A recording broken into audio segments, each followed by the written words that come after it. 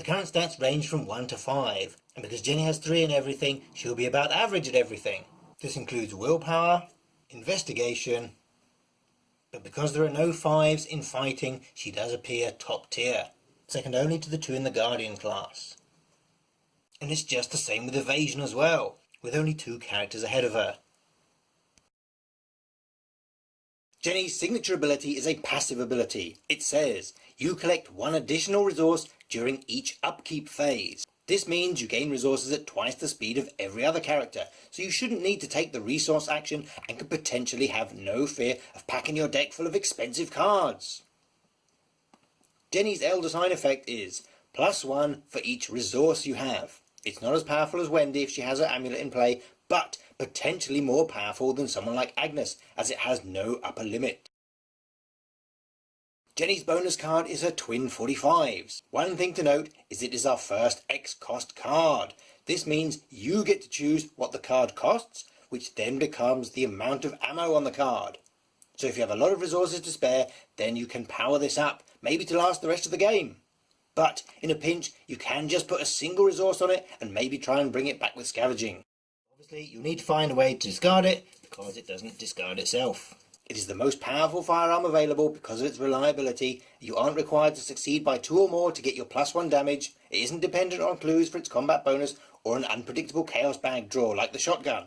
It gives you +2 combat and +1 damage for each attack. But it does take up both your hand slots, which is a huge drawback, as this means no flashlight, no magnifying glass, no old book of lore. Maybe save this for the elite enemies once you've gathered all your clues.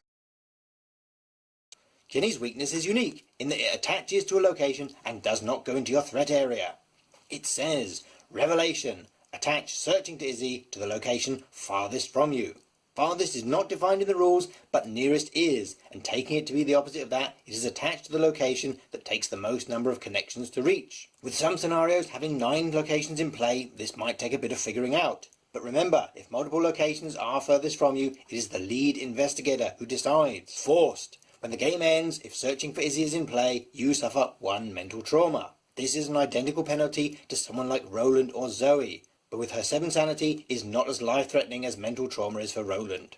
To discard this, an investigator must spend 2 actions on their turn and then take an investigate skill test against the location's shroud value. If they succeed, it gets put into Jenny's discard pile.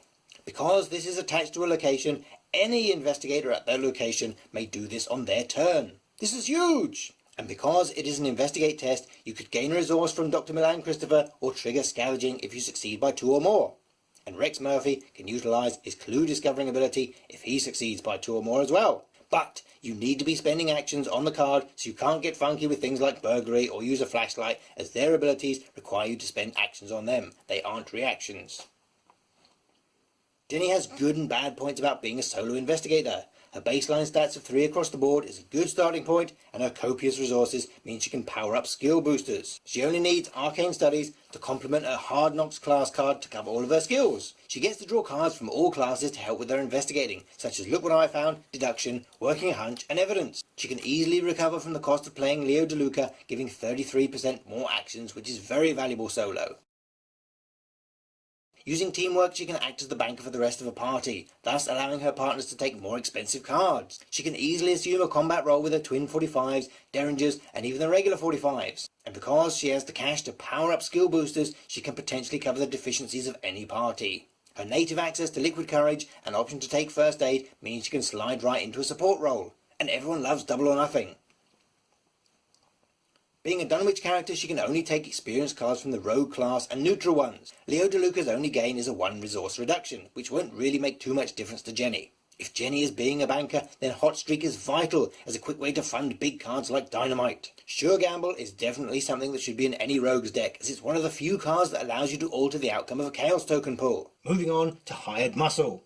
Allies with strong health are virtually non-existent outside the Guardian class, and those are expensive. So if you can play it just before engaging or being engaged by an enemy, it works as a cheap damage sponge. You don't have to spend an action evading, you can just get on with shooting and take the hit. Cat Burglar is a good choice if you're playing solo, as it passively bumps your evasion or allows you to disengage and move for free. Rogues don't have anything in the next lot, so Elder Sign should be a no-brainer, as should Bulletproof Vest.